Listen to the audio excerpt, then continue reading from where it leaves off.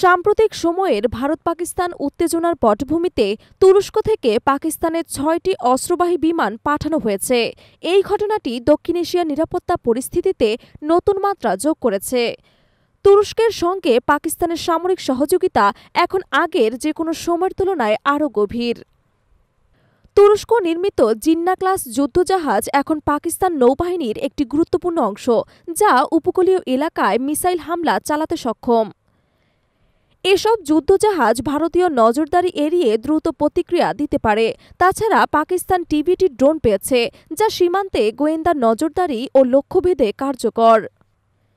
পাকিস্তানের এয়ারফোর্সে ব্যবহৃত AF-6 যুদ্ধবিমানগুলো তুরস্কে আধুনিকায়ন করা হয়েছে, যা সীমান্তে দ্রুতগতির আঘাতে সক্ষম। বালাকোট ঘটনার সময় এই AF-6 বিমানগুলো দক্ষতার সঙ্গে ব্যবহৃত হয়েছিল।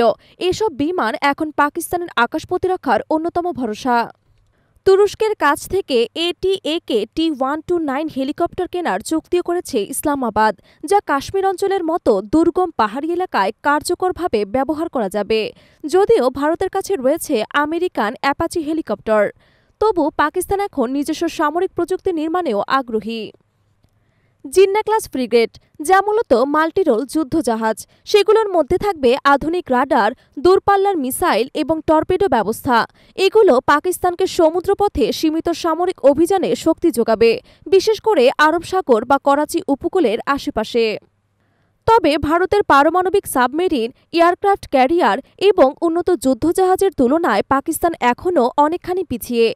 তাই বৃহদাকারের যুদ্ধের ক্ষেত্রে পাকিস্তানের পক্ষে ভারসাম্য আনা কঠিন হতে পারে। শেষ কথা, তুরস্কের সহায়তায় পাকিস্তান প্রযুক্তিগত দিক থেকে কিছুটা এগোলেও ভারত-পাকিস্তান সংঘাতে এককভাবে তুরস্কের অস্ত্র বড় পরিবর্তন আনবে না। তবে ছোটখাটো সংঘর্ষে তা কৌশলগতভাবে সহায়ক হতে পারে।